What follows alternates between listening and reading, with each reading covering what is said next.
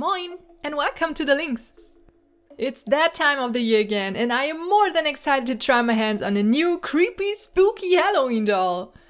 You know, I really love cute and colorful things, but monsters, gore and death are some of my weak points too when it comes to character designs.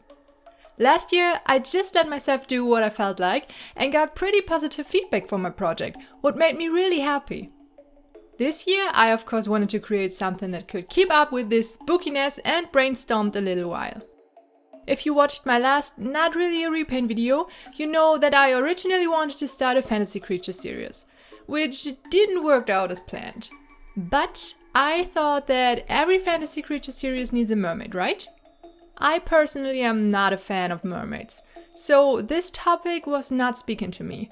Until I thought of the Halloween mermaid. Yes, we're going to start the fantasy creature series with a gory little mer-zombie. But let's stop talking and just jump right into the project. So wait. This setting does not look Halloweeny at all. I can't work like this. We need to change that. Nice, now we can start. As a base for this project, I chose a grey monster high body, these claw hands, and this head that got cracked while removing the hair plugs. It sometimes happens when the rooting is too close and the plastic got damaged. But it wasn't bad at all because I actually needed a hole in the head later. As always, I wanted to shrink the head in pure acetone, but decided to leave it as it was and cut out the eyes after shrinking, just to try it out what works better for me. Head shrinking already gives nice Halloween vibes, right? Ooh. While the head enjoyed the chemical bath, I was able to work on her body. A real mermaid needs a tail, right? So I wanted to remove her legs as a first step. It's always funny to see how different the plastic behaves. She was even able to do the splits. But after some, let's call it, efforts at persuasion, the legs were gone and I could widen the hole a little more where the connector piece of the legs once was. The idea for the tail construction came from another German YouTuber. Guess you all know her? It's Moonlight Jewel. I once saw one of her videos in which she made a movable mermaid tail, and I wanted to give this a try too. So after removing her legs, I shortened the neck pack and sent it the factory marks and printed on panties from the body. This time I didn't need a perfect smooth result, because she was going to be all dirty looking either way. So here you can see the result. I also made some small holes in the upper part of the torso and gave her a deeper belly button.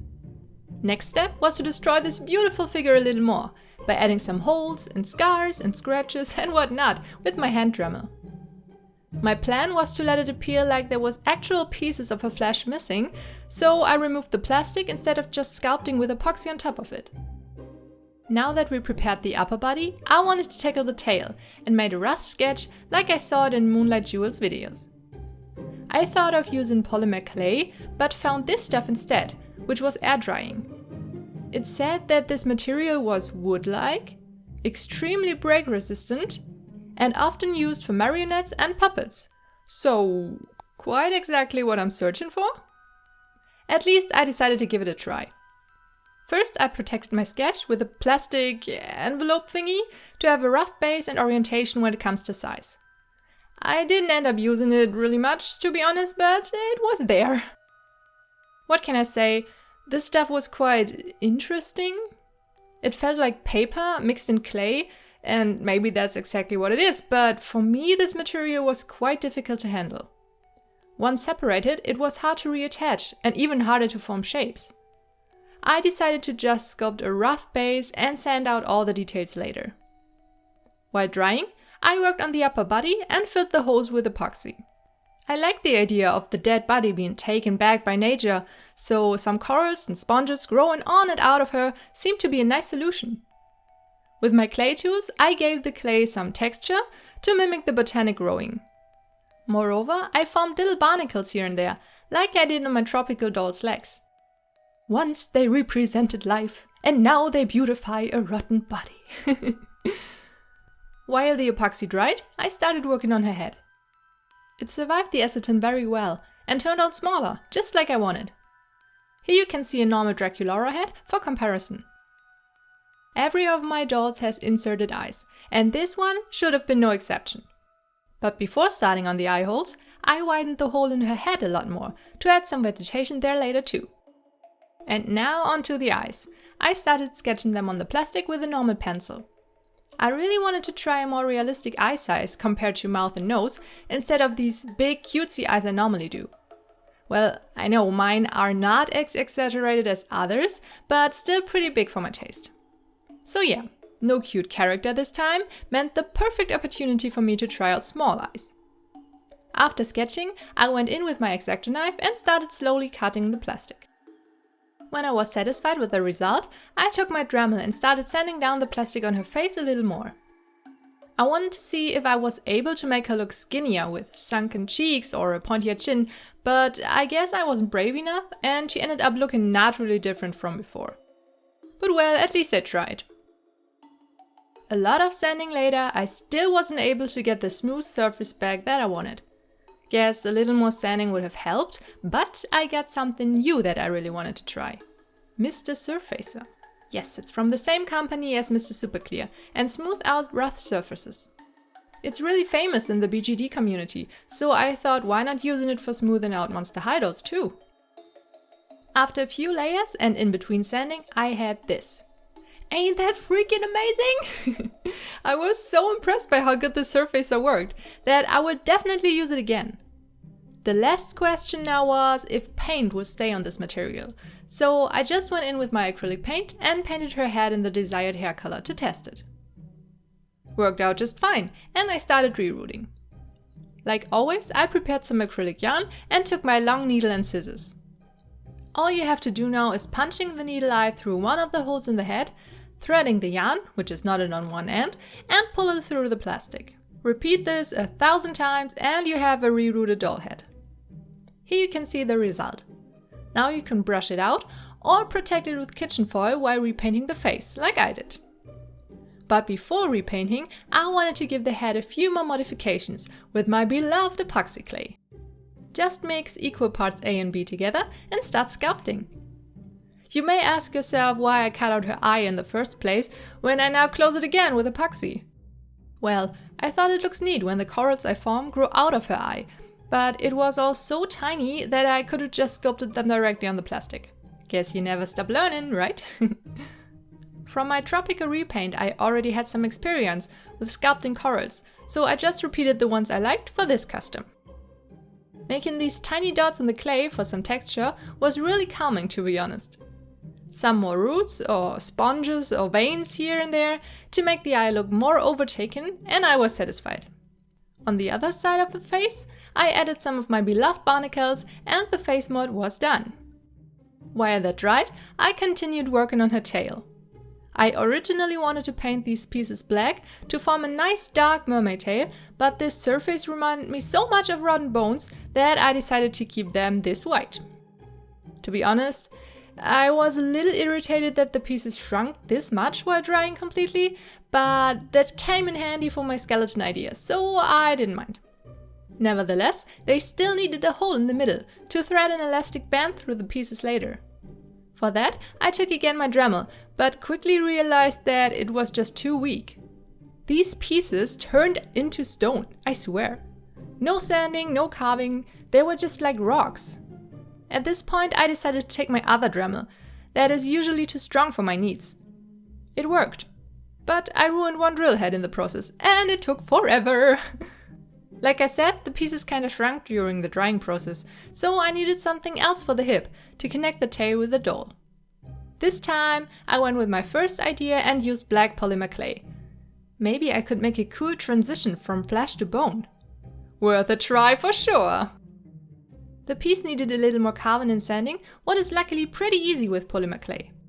After I was happy, I also made another piece to have a little more flesh before the skeleton part. I was so into polymer clay sculpting that I decided to build the missing headpiece out of it too. To do so, I formed a little piece of aluminium foil and marked the space where the hole in the head was. In theory, I just needed to sculpt upon that base and insert the piece later. Dead corals are always white because their organisms died and everything that stays are the shark skeletons, so the clay color to choose was of course white. I formed again these tube corals that I like so much. some more sponge structures, and some wavy colors on the back. It was really relaxing, and I feel like I'm slowly getting somewhere with my sculpting skills. While the colors went in the oven, I could start with the face up. I sprayed it with Mr. Super Clear Sealant and went in with my soft pastels and watercolor pencils. The character should have had the look of a somehow rotten body, so I went in with some dark reds, blues and a lot of black, especially around the eyes and cheeks. After another layer of MSC, I intensified the colors even more and took my acrylic paints for a deep black. I took a little inspiration from one of Billie Eilish's music videos with the black paint running out of her mouth and eyes. You know which one I'm talking about. As a last step, I blushed a little green on some points and drew a few veins on her forehead. That really gives the concept a more deadly look, I think. And even though her face may be a little crowded now, it really fits the concept.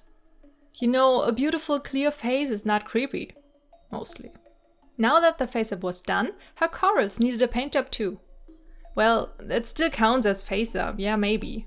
Probably. Anyways, I already told you why I chose white for the corals, and the ones in her face were no exception. I thinned out the paint a lot, so that the grey of the epoxy was still able to shine through, and gives it a somehow dirty look. I later covered the corals, lips and her eye with a high gloss varnish to give the illusion of these parts being wet. But now onto the body.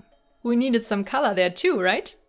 First thing was to cover the lower part with as much black as possible, because her tail was black and I wanted a smooth transition. After that, I emphasized part of her body with dark shadows to give her a more realistic look. The little holes I made earlier needed some dark reds, black and a little purple to look extra infectious. One more layer of MSC and I intensified all the colors, especially the black on her bottom. I also gave her wounds with the corals a few more colors, so they actually looked like wounds. After that, I went in with my acrylic paints again and brushed over the corals with watered down white. The last step was to add some veins with my white pencil like I did in the face. I don't know why, but I'm really obsessed with how that looks. Now that the body and face were colored, I could go back to the tail. Here you can see the two pieces I made out of polymer clay again. I wanted them to have a more mysterious look, so I bought this metallic blue color and brushed over the pieces. After that dried, I also covered them with a high gloss varnish for extra shine. I decided to also paint her body a little with that metallic color to have a more cohesive look. Now that I had all the tail pieces together, I still needed some sort of transition from flesh to bone pieces. For that, I used my epoxy sculpt and created a third tail piece on the white clay stuff. So this part was like half flesh, half bone. After that, I sculpted a few more barnacles and sponges on several parts of her tail. While that dried, I was able to finish the head. Like I said, in theory, I just had to insert the coral part I sculpted earlier in the hole in her head. So I removed the kitchen foil to try it. And of course, it wasn't working. Well, I separated the corals into smaller pieces and decided to build a base out of epoxy where I could just stick them onto. Before closing the head completely like that, there was still one thing to do beforehand. Give her an eye. I prepared this black base out of polymer clay and painted a small white iris on the material. White because I wanted her to have a glowing neon green eye that pops a lot more on a white base. I added a very small pupil to make it extra creepy and poured a drop of my UV resin over it. So you can see her beautiful eye and the head where I wanted to secure it in with my epoxy clay. For this doll I decided against lashes or eyebrows because I think these things make every custom a lot prettier and I didn't want her to be beautiful. Even though it was all very small, inserting the eye this time was much easier. Maybe because I didn't need to check on the other eye. You can see that it's pretty deep inside the head, because I didn't thin out the plastic, which gives her this very cool illusion of following you with her stare. I then decided to brush out her hair before putting the head back on the body. Even though I really like the way we look at head, it was just too much for my taste. As a compromise, I just brushed out the tips and most of the length of the hair, but let it unbrushed near her scalp. Feeling experimental again, I also tried to give her hair a gradient by drawing with my pastels on the yarn and fixing it with a flat iron. It worked out a little, not as much as I wished, but maybe that's because I used white on black hair. Anyways, it was quite fun to try, and maybe I will be more successful in the future with soft gradients. So now it was time to reattach body and head. I saw at one of Dolllynx's videos that she softens the Naghar with a hot glue gun, and I wanted to try that too. To be honest, I wasn't successful with that method. The plastic did get softer, but not enough, and not long enough for me to put it back on. So I gave up and went in the bathroom to use my hairdryer again. Head is back on the body, now onto the missing piece. I stuffed the hollow space with aluminium foil as a base for the epoxy to hold on to. Then I just covered the hole with the clay and added my coral pieces. A little more connections here and there, some sponge structures, and leave it to dry. After drying, it was time for some paint. Nothing special here, just some watered down white acrylics on the grey epoxy and some black one on the white corals to adapt a little more. At the end, I gave them a good layer of high gloss varnish to seal in the colors and give them a wet gloss. Now the upper body was done, right? Nope. You remember the holes?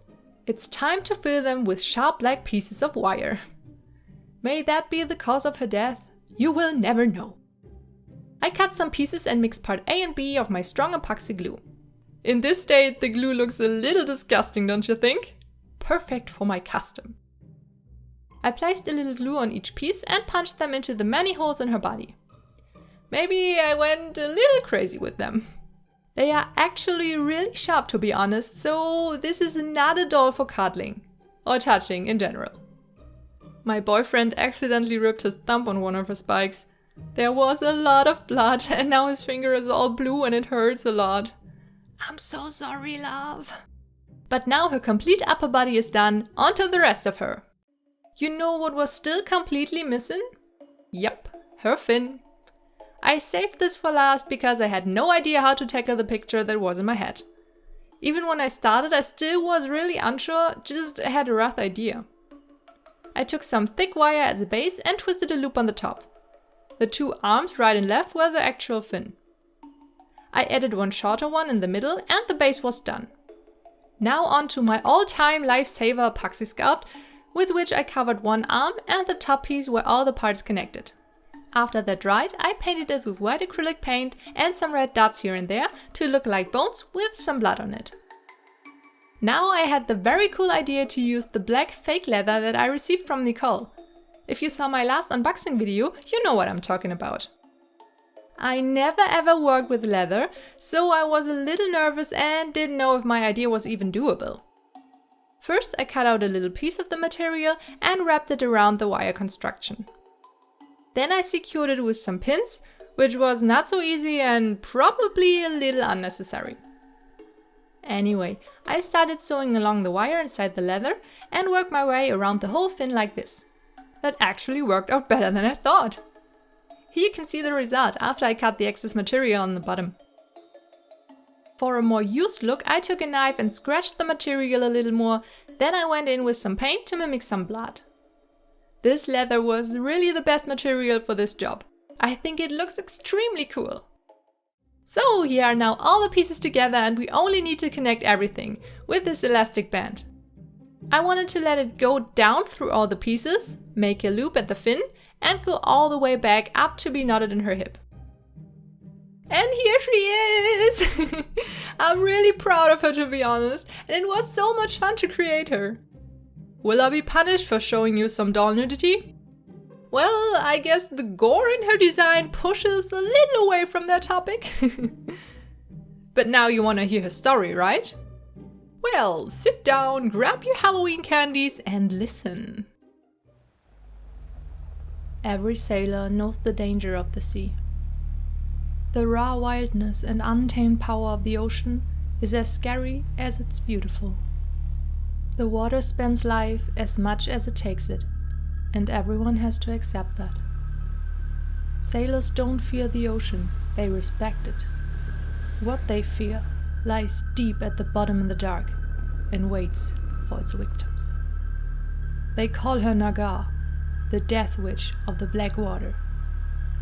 Only a few survived an encounter with her, but what they tell is always horrifying. There are a few warning signs before she arrives. First, drop in temperature. Second, all sea creatures disappear. No more fishes, no more seagulls, just the calm sound of waves crashing on the ship. Third, the water. It turns dark when she's near. Not just dark as in lack of light, but deep black, like tar. And then it's too late. The few survivors of Naghar's attack always start trembling when they tell about what happened. It all goes so quick, and no armor or weapons seem to stop her. All you can hear is the sound of breaking bones, bursting flesh, splashing blood, and laughing. A deep, throated yet sharp laughing, directly from hell in between the sounds of death. And an eye. A piercing green eye that looks directly into your soul, and that you see when you close your eyes. Legend says that once face Naghar's eye, she can call you. Wherever you are, whatever you do, when she calls you, it feels like a nail in your brain, driving you insane until you just go into the water to drown.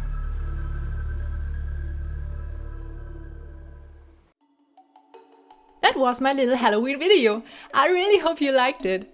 I had so much fun working on this project. Tell me in the comments how you like my monster designs, because during next year I plan something special for all the gore and horror fans like me. So stay tuned! I wish you all happy Halloween, my little lynxes, and thank you really much for your amazing support. See you soon! Tschüss!